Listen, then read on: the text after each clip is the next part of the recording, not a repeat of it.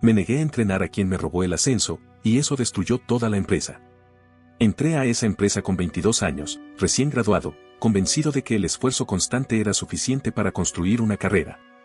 Me llamo Ryan, tengo 27 ahora, y durante 5 años creí de verdad que el trabajo duro y la lealtad eran recompensados. No por discursos motivacionales, sino por resultados. Qué ingenuo fui. Mi primer puesto fue básico, analista junior. El sueldo apenas alcanzaba para el alquiler y para dejar atrás los fideos instantáneos, pero no me importaba. Sentía que era el primer escalón de algo más grande. Mi plan era simple, trabajar bien, aprender, crecer y subir. El esquema clásico. Entrar temprano, irme tarde si era necesario, demostrar que podían confiar en mí. Y lo hicieron. Demasiado. Con el tiempo, me convertí en la persona a la que todos recurrían cuando algo salía mal. Si un cliente entraba en pánico a las 9 de la noche, mi teléfono sonaba. Si un proyecto se caía 2 días antes de la entrega, yo era el que se quedaba despierto hasta la madrugada. Si alguien necesitaba cubrir vacaciones, yo ajustaba mis planes. Fines de semana, noches, feriados. Siempre había una razón urgente. Lo peor es que dejó de sorprenderme. Se volvió normal. Melissa, de contabilidad, solía enviarme hojas de cálculo a las 7 de la tarde con el asunto urgente. Nunca lo eran. Pero sabía que yo las resolvería antes del amanecer. Dylan, de operaciones, pasaba por mi escritorio 3 veces al día para pedirme ayuda con cosas que debería dominar desde hacía años. Nunca decía por favor. Nunca gracias. Solo asumía que yo lo haría. Y lo hacía. Decía que sí a todo porque pensaba que eso era ser un buen compañero. Porque creía que alguien, en algún punto, iba a notar el peso que estaba cargando. Mi jefe, Patrick, se encargaba de reforzar esa idea. Me repetía que yo era indispensable, que el departamento no funcionaría igual sin mí. En ese momento sonaba a reconocimiento. Después entendí lo que realmente significaba, me necesitaban exactamente donde estaba, sin ascenderme jamás. En marzo se abrió el puesto de gerente senior de operaciones. Era, en esencia, el trabajo que yo ya hacía, pero con poder de decisión y un salario acorde. Patrick fue quien me animó a postularme. Me dijo que era mi momento, que tenía el perfil ideal. Me ayudó a preparar la solicitud, revisamos respuestas, simulamos entrevistas. 2 semanas puliendo cada detalle. Pasé 3 rondas. Hablé con directores, con el vicepresidente. Todo fluyó. En la última entrevista, el vicepresidente me estrechó la mano y sonrió. Creo que ya sabes cómo va a terminar esto, me dijo. Salí del edificio convencido de que, por fin, algo iba a cambiar. No cambió nada. El puesto se lo dieron a Choe. Llevaba 14 meses en la empresa. Lo sé con exactitud porque fui yo quien la entrenó desde su primer día. Pasé 2 semanas enseñándole los sistemas, los procesos que yo mismo había diseñado, y presentándola a clientes cuya confianza me había tomado años ganar. Era correcta, cumplida, simpática. Pero no destacaba. Era una empleada promedio. Aún así, fue ella la elegida. Patrick me llamó a su oficina un viernes por la tarde. En cuanto vi su cara supe lo que venía.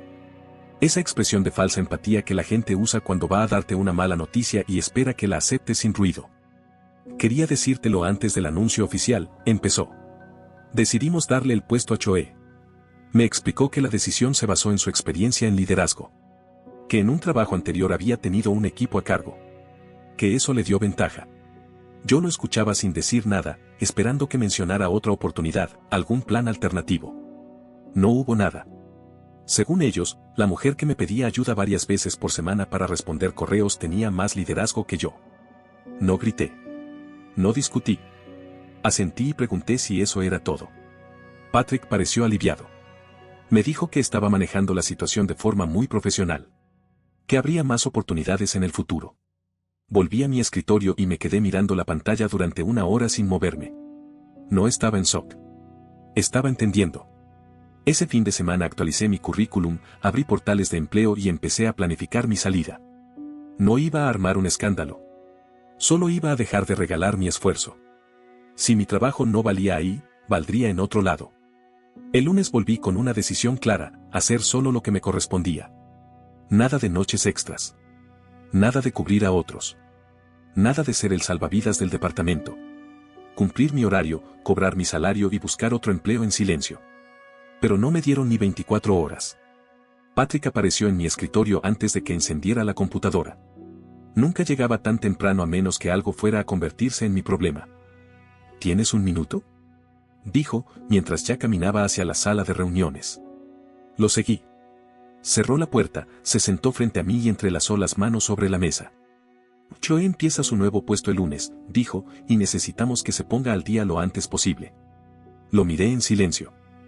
Nadie conoce las operaciones como tú, Ryan. Queremos que la entrenes en la transición. Tardé unos segundos en responder. ¿Quieres que yo entrene a Chloe? Exactamente. Solo por unas semanas. Ahí entendí todo. El ascenso no solo me lo habían quitado. Ahora querían que yo entregara, paso a paso, todo lo que sabía. No, dije. Patrick parpadeó. ¿Perdón? No voy a entrenarla. Se rió, convencido de que estaba bromeando. Vamos, sé que estás decepcionado, pero seguimos siendo un equipo. Si no era lo suficientemente bueno para el puesto, tampoco lo soy para enseñarle a alguien cómo hacerlo, respondí, sin levantar la voz. La sonrisa se borró. Apoyar el desarrollo del equipo es parte de tus responsabilidades. ¿Compartir conocimiento con la persona que se quedó con el puesto que yo merecía? Pregunté. No. Patrick suspiró y adoptó ese tono paternalista que usaba cuando quería parecer razonable. Negarte a colaborar puede afectar tu futuro aquí. Ahí lo supe. No había futuro. Solo había resistencia. Me levanté. Cumplo con mi trabajo. Nada más. Busca a otra persona. Salí de la sala antes de que pudiera responder. Y, sin saberlo todavía, acababa de cruzar una línea de la que ya no había vuelta atrás. Volví a mi escritorio como si nada hubiera pasado. Abrí la laptop, revisé correos, respondí lo estrictamente necesario. Por fuera, todo normal.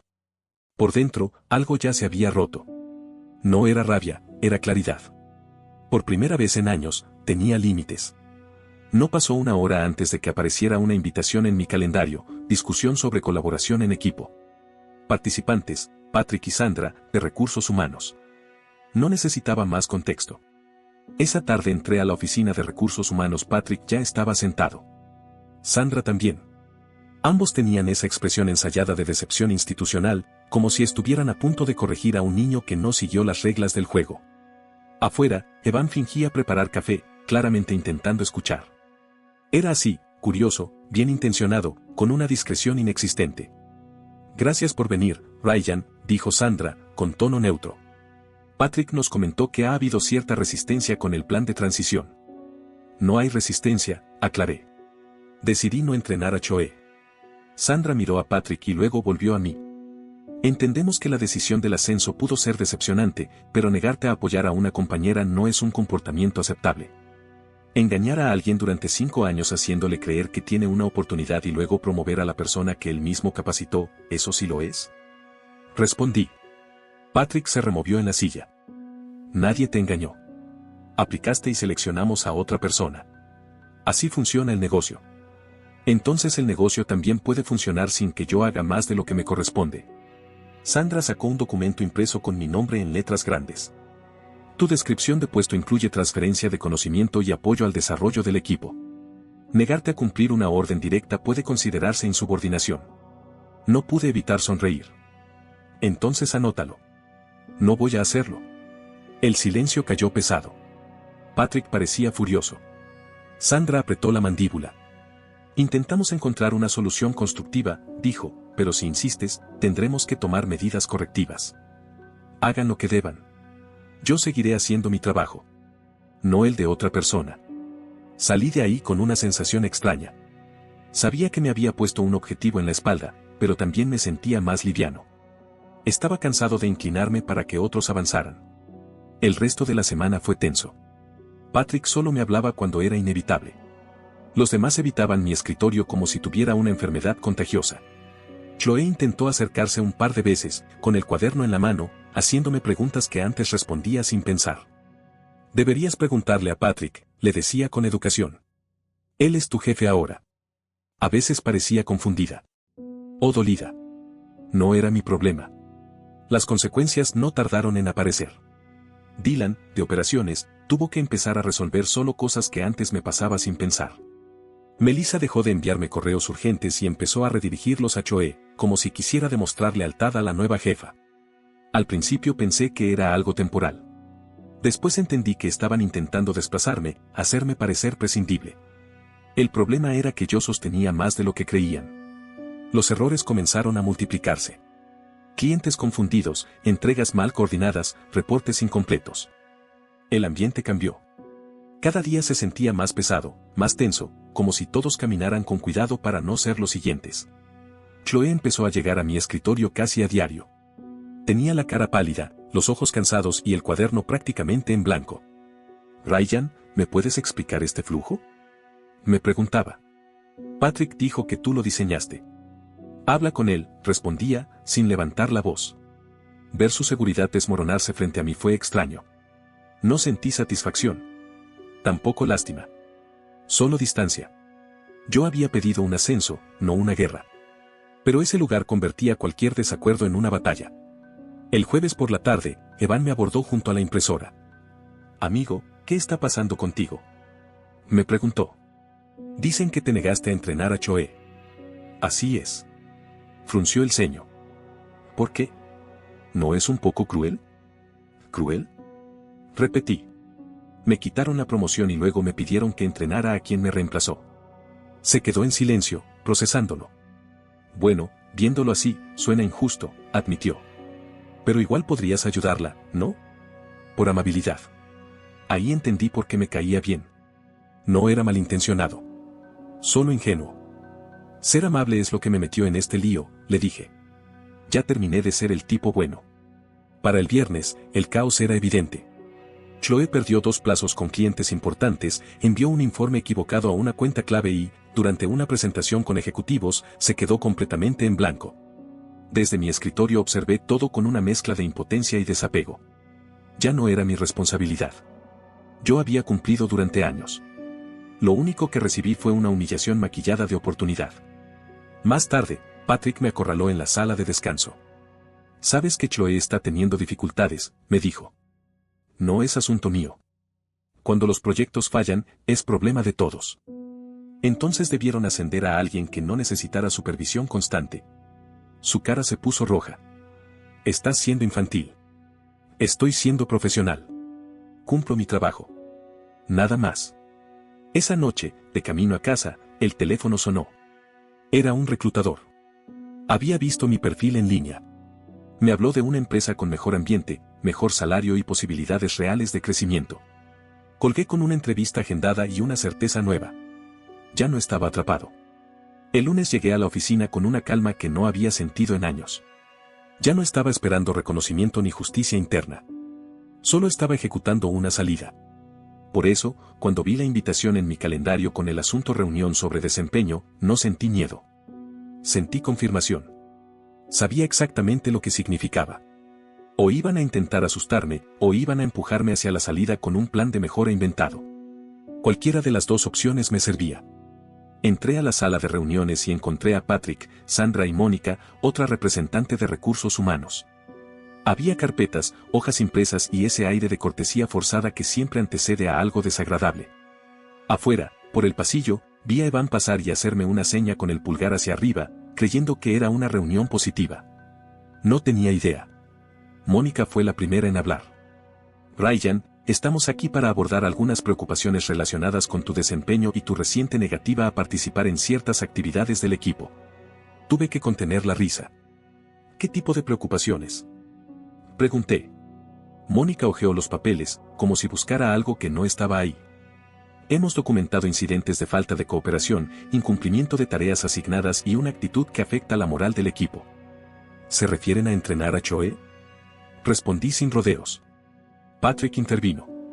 «Entre otras cosas, has estado menos participativo en proyectos colaborativos. Algunos compañeros han reportado una energía negativa». Ahí casi me reí en voz alta. «Interesante», dije. «Los mismos compañeros que solían pasarme su carga de trabajo ahora están molestos porque dejé de hacerlo gratis». Sandra intentó retomar el control. «Esto no se trata de trabajo adicional, Ryan. Se trata de trabajo en equipo y de apoyar los objetivos de la empresa». «Entonces aclárame algo», repliqué. «¿Cuáles son mis objetivos?». Porque no fui ascendido a gerente. Mi responsabilidad es hacer mi trabajo, y eso lo he hecho sin un solo error. El silencio fue incómodo. Mónica pasó páginas, buscó datos, algo que justificara la reunión. No había nada. Finalmente habló. Vamos a colocarte en un plan de mejora de desempeño por 60 días. Tendrás que mostrar avances concretos en colaboración y receptividad ante la dirección. Ahí estaba. El famoso plan. 2 meses bajo lupa, donde cualquier detalle podía usarse como excusa para despedirme con un expediente limpio. Saqué un sobre de mi mochila y lo dejé sobre la mesa.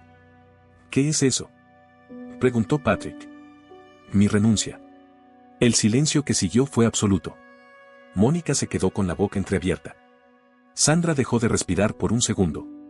Patrick me miró como si lo hubiera golpeado. No puedes renunciar así, balbuceó. Debes dar 2 semanas. El empleo es a voluntad, respondí. Puedo irme cuando quiera, igual que ustedes pueden despedirme cuando quieran. Mónica intentó recomponerse. Sin aviso quedarás como no elegible para recontratación. Además, vas a necesitar referencias. No necesito nada de esta empresa. Me levanté. Ya tengo otro empleo asegurado. No era del todo cierto, pero no tenían por qué saberlo. Dejé el sobre frente a Mónica. Estoy fuera. Envíen el papeleo por correo. Patrick se levantó de golpe. Tienes proyectos activos. Necesitamos una transición. Todo está documentado. Se las arreglarán. Esto es poco profesional, dijo, elevando la voz. Esto es supervivencia. Salí de la sala sin mirar atrás. Fui a mi escritorio y empecé a empacar. Mi taza, unas fotos, la engrapadora que había llevado de casa. 10 minutos bastaron. El silencio en la oficina era tan pesado que se escuchaba el zumbido de las luces. Todos fingían trabajar, pero me observaban. Melissa parecía horrorizada. Dylan me miró con lástima. Chloe no estaba. Evan apareció con la cara desencajada. ¿Te vas?, preguntó. Sí. ¿Ahora mismo? Ahora mismo.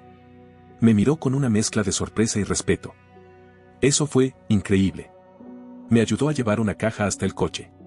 Dejé mi gafete y mi tarjeta sobre el escritorio de Patrick. No estaba allí. Salí del edificio a las 11 de la mañana, un martes cualquiera. En el auto, respiré profundo. El teléfono vibraba sin parar. ¿Acabas de renunciar?, respondí, sí. Todos están en shock. Perfecto. Encendí el motor y conduje a casa. Por primera vez en 5 años, no pensé en el trabajo ni un solo segundo. Lo que vino después fue un espectáculo. Melissa empezó a escribirme.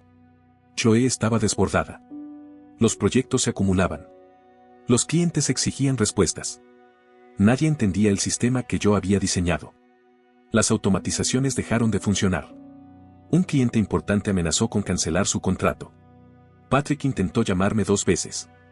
Borré los mensajes sin escucharlos. 2 semanas después, Melissa me escribió de nuevo. Chloe renunció. Me reí. ¿Renunció? Sí. No pudo más. Ahora no tenían a nadie. Y todo apenas estaba comenzando. Con mi salida, el departamento empezó a desmoronarse más rápido de lo que incluso yo había imaginado. Melissa me escribía casi a diario, primero con incredulidad, luego con una mezcla de estrés y resignación. Nadie sabía ejecutar las actualizaciones semanales. Los reportes automatizados fallaban y nadie entendía por qué. Los contactos con proveedores se perdieron porque nadie sabía quién llevaba qué relación. Un cliente grande amenazó con cancelar después de que Chloe enviara datos del trimestre equivocado. Otro exigió una reunión urgente con los directivos porque su seguimiento estuvo inactivo 3 días completos. Dylan, intentando arreglar algo que yo resolvía en minutos, terminó borrando una copia de seguridad completa de la base de datos. Patrick volvió a llamarme. 2 veces. Dejó mensajes pidiéndome hablar con calma, organizar una transición, incluso tomar un café. Los borré sin escucharlos. Días después, Mónica me envió un correo solicitando una entrevista de salida. Respondí con una sola línea: todo el material de la empresa fue devuelto, envíen los documentos para firma electrónica. A las 2 semanas, Melissa escribió otra vez. Están repartiendo tu trabajo entre 3 personas y ninguno sabe por dónde empezar. Sonreí. No por maldad, sino porque era inevitable. Yo había sido el soporte invisible. Al quitarlo, todo quedó expuesto. Mientras tanto, yo seguía avanzando. Tenía entrevistas, llamadas, conversaciones preliminares. Una de ellas parecía especialmente prometedora, una empresa con mejor ambiente, mejor salario y posibilidades reales de crecimiento. La reclutadora, Rachel, fue directa y profesional. La entrevista telefónica fluyó. Al final me dijo que encajaba perfectamente y que coordinaría una reunión presencial. Por primera vez en semanas, sentí esperanza. Pero antes de que eso se concretara, el frente familiar estalló. El teléfono sonó una mañana. Era mi madre. Contesté sabiendo que no sería una llamada amable.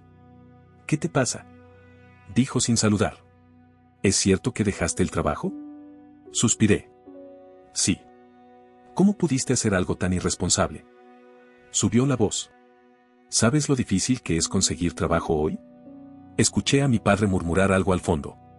Luego tomó el teléfono. No criamos a un cobarde, dijo, con ese tono calmado que usaba cuando estaba furioso. La palabra me atravesó. No soy un cobarde, respondí. Me fui de un lugar tóxico. Te fuiste sin tener otro empleo, replicó. Eso es irresponsable. Mi madre retomó la conversación como si fuera una junta de crisis. Tienes que llamar a tu antigua empresa. Pedir disculpas. Aún puedes arreglarlo. No pude evitar reír, incrédulo. Intentaron ponerme en un plan de mejora inventado para sacarme. ¿Por qué querría volver? Porque no tienes nada seguro, dijo mi padre. Y porque así quedas como inestable. Las apariencias importan. Sentí un nudo en el estómago. ¿A qué te refieres con eso? El silencio fue largo. Finalmente, mi madre habló, evitando el tema. Tu hermano solo está intentando ayudarte. Ahí entendí que algo más estaba pasando. ¿Ayudarme cómo? Mi padre carraspeó. Brandon está hablando con algunos contactos. Para que esto no te perjudique. Me quedé helado. ¿Está hablando de mí con otras empresas? No exageres, respondió mi madre. Eso es networking. Colgué sin despedirme. Me quedé mirando el teléfono, con una mezcla de furia y traición. Llamé a Brandon de inmediato. Contestó con su voz tranquila de siempre. Hey, ¿mamá te llamó? ¿Por qué estás hablando de mí con gente del sector? Suspiró, como si yo fuera un niño. Estoy haciendo control de daños. Te fuiste sin aviso. Eso se ve mal. No necesito que manejes mi carrera, dije. Mantente fuera. Alguien tiene que ser el adulto, respondió. Estás actuando sin pensar. Ahí lo vi claro. No se trataba de mí. Se trataba de la imagen familiar. Deja de usar mi nombre, le dije. No vuelvas a hablar de mí con nadie. Haz lo que quieras, contestó. Luego no te quejes. Colgué. Bloqueé su número. Luego el de mis padres. Necesitaba silencio. Creí que ahí terminaría todo. Me equivoqué. 2 días después, recibí un correo de una cuenta anónima. Asunto, deberías ver esto. Dentro había una cadena de correos entre Brandon y Michael, el vicepresidente de mi antigua empresa. Fechado semanas antes de mi renuncia. Leí cada línea con incredulidad. Brandon preguntando por mi actitud. Michael respondiendo con cautela al principio. Luego cediendo. Mencionando que no tomé bien la promoción. Que me resistía a entrenar a mi reemplazo. Y finalmente, esa frase que me revolvió el estómago, Ryan siempre ha tenido problemas con la autoridad. Me levanté de golpe y corrí al baño. Me incliné sobre el inodoro sin poder vomitar nada. Cuando pasó el temblor, supe que esto ya no era solo un conflicto laboral.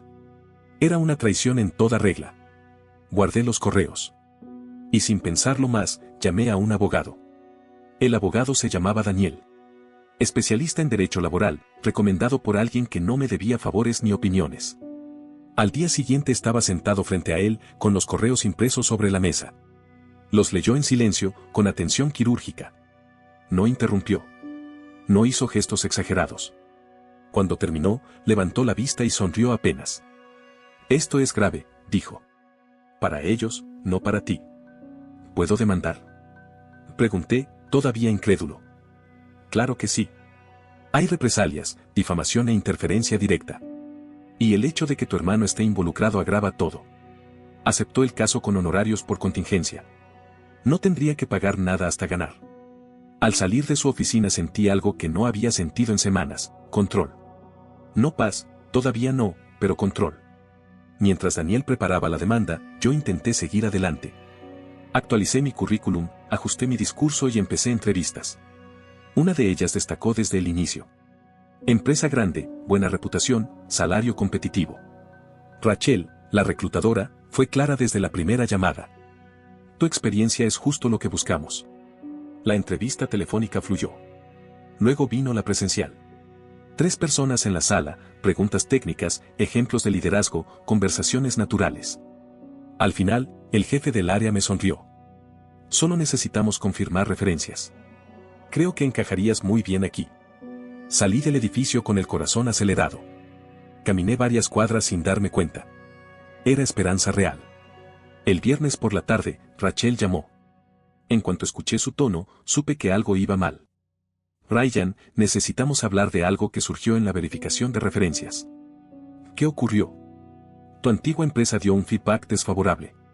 Mencionaron problemas de desempeño, resistencia a seguir instrucciones y que abandonaste el puesto tras ser incluido en un plan de mejora. Sentí que el aire me abandonaba. Eso es falso, dije. Renuncié por represalias. De hecho, los estoy demandando. Silencio. Entiendo, respondió finalmente, pero tener un proceso legal abierto representa un riesgo para nosotros. No podremos continuar con tu candidatura. Intenté explicar. Pedí que verificaran por su cuenta. Fue inútil. La decisión estaba tomada. Las siguientes 2 entrevistas terminaron igual. Todo iba bien hasta la etapa de referencias. Luego, silencio. Correos genéricos.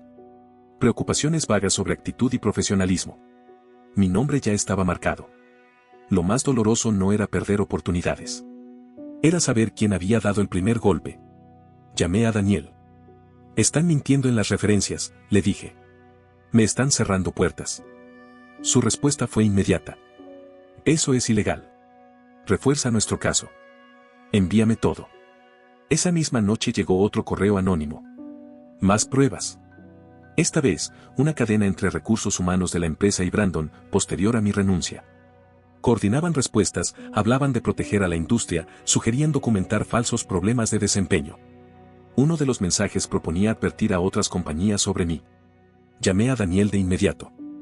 Esto es conspiración, dijo. Difamación organizada. Están acabados. El lunes presentó una enmienda a la demanda, incluyendo a Brandon como codemandado. Para el martes, los abogados de la empresa ya llamaban para negociar. Daniel se negó. El miércoles, mi madre intentó contactarme desde otro número. No contesté. El mensaje fue claro, estaba demandando a mi propio hermano. Para ellos, eso era imperdonable. Una semana después, 2 ex empleados se sumaron al caso, Samantha y Michael. Historias distintas, mismo patrón. Cuestionaron órdenes dudosas. Fueron puestos bajo planes de mejora. Luego despedidos. Después, vetados en la industria. Daniel fue claro. Esto no es un caso aislado. Es un sistema. Ya no se trataba solo de mí. Era algo mucho más grande. Con la entrada de Samantha y Michael, el caso dejó de ser personal y se volvió estructural. Daniel pidió formalmente el inicio del proceso de descubrimiento. Citaciones, correos internos, registros de recursos humanos, comunicaciones externas. La empresa intentó resistirse, retrasar, negociar. No funcionó. El juez ordenó entregar todo. Mientras tanto, el frente familiar se volvió más ruidoso. Mis padres empezaron a llamar a otros parientes, contando su versión. Que yo era vengativo. Que había arruinado la vida de Brandon por orgullo. Los mensajes empezaron a llegar. Primos lejanos, tíos con los que casi no hablaba, todos opinando sin preguntar. La única que pidió verme fue Natalie, mi prima. Acepté. Nos sentamos en una cafetería tranquila, lejos de miradas conocidas. Apenas se sentó, lo dijo sin rodeos. Tu papá ya hizo esto antes. La miré, confundido. ¿Sabotear gente? Continuó. ¿Recuerdas cuándo apliqué a ese programa de formación después del instituto? Asentí vagamente. Llamó al coordinador y dijo que yo no era confiable. Era mentira. Pero me cerró la puerta. ¿Sabes por qué?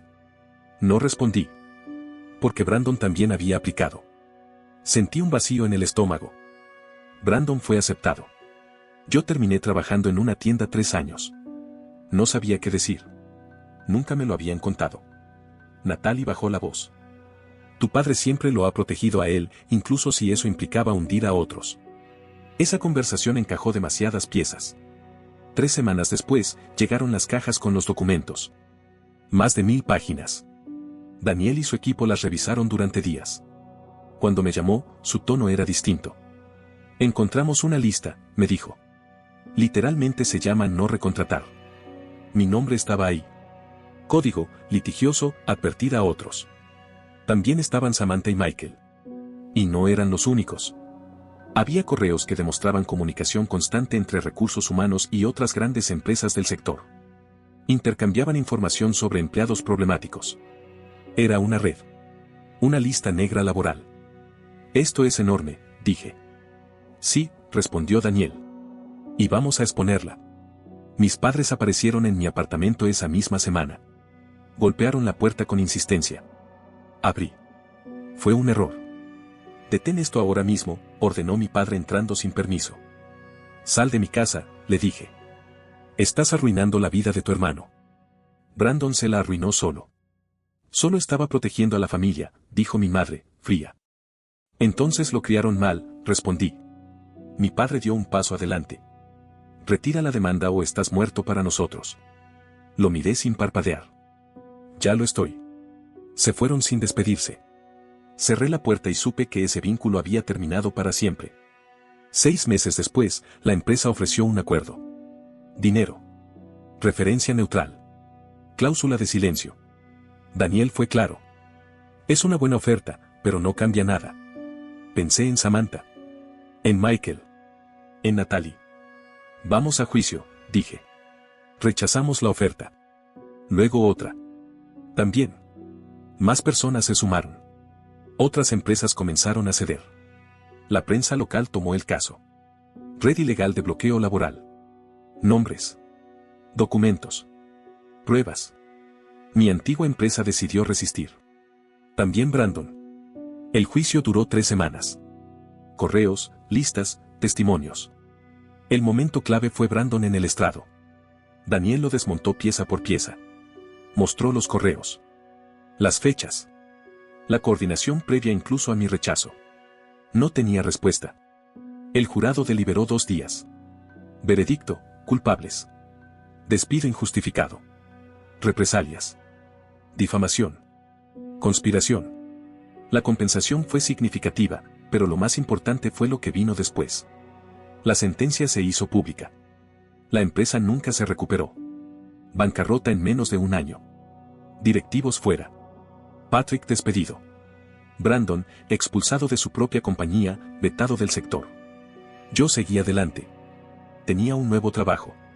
Estabilidad. Paz. Había perdido a mi familia, sí. Pero había recuperado algo más importante, respeto por mí mismo. Y por primera vez en mucho tiempo, eso era suficiente. 2 años después del fallo, mi vida es tranquila. No perfecta, pero estable. Tengo un trabajo en una empresa más pequeña, con un equipo honesto y un jefe que valora resultados y no apariencias. La indemnización me permitió pagar deudas, crear un fondo de emergencia y ayudar a un par de antiguos compañeros que también habían sido marginados por ese sistema. Pero lo más importante no fue el dinero. Fue recuperar el respeto por mí mismo. Mis padres nunca se disculparon. Cortaron todo contacto y, según supe por terceros, siguen diciendo que Brandon fue la víctima, que yo actué por rencor, que estoy mal de la cabeza. No me sorprendió. Durante años confundieron control con amor y lealtad con obediencia. Yo dejé de jugar ese papel. Natalie me contó que Brandon terminó trabajando en un puesto básico, en otro estado, completamente vetado del sector logístico. No sentí alegría al saberlo. Solo una calma extraña. Las consecuencias, tarde o temprano, alcanzan a quienes actúan sin ética. Patrick acabó en una empresa mucho más pequeña, en un cargo inferior. Melissa decía que envejeció 1 década en 1 año. Chloe, según supe, abandonó por completo la industria. No soportó el escrutinio cuando salió a la luz cómo había conseguido el ascenso. Los documentos del juicio fueron claros. Patrick había manipulado a los directivos mientras me desacreditaba, obsesionado con alguien que nunca le correspondió. Todo lo que me dijeron sobre liderazgo y actitud fue una excusa. Samantha y Michael usaron su compensación para fundar una consultora. Me ofrecieron ser socio, pero rechacé. Necesitaba distancia. Silencio. Un lugar donde el valor de una persona no dependiera de cuánto podían exprimirla. Me mudé de ciudad. No para huir, sino para empezar sin las sombras del pasado. Invertí parte del dinero, el resto lo guardé. Hoy vivo sin miedo, no porque todo haya salido bien, sino porque aprendí a no aceptar menos de lo que merezco. A veces recibo mensajes de personas que pasaron por lo mismo. Me agradecen por haber expuesto ese sistema. Saber que recuperaron sus carreras hace que todo haya valido la pena. Hace unos meses me crucé con Evan en una cafetería. Seguía en el rubro, pero en otra empresa. Me reconoció enseguida. Escuché todo lo que pasó, me dijo. Fue una locura. Pidió un café con 7 modificaciones distintas y luego, muy serio, preguntó. ¿Al final llegaste a entrenar a Choe? No pude evitar reír. No. Nunca lo hice. Asintió, pensativo. Ah, con razón todo se vino abajo entonces. Tal vez tenía razón. Cuando se fue, me quedé mirando por la ventana. Me di cuenta de que ya no cargaba el mismo peso. Perdí una familia, sí. Pero entendí algo que tardé años en aceptar: la lealtad no es sumisión y el sacrificio no garantiza respeto. Hoy camino con la certeza de que la dignidad no se negocia. Todo lo que intentaron destruir, lo reconstruí con mis propias manos. Y eso, para mí, es suficiente. No olvides dejar tu opinión en los comentarios, dejar tu like y compartir este video.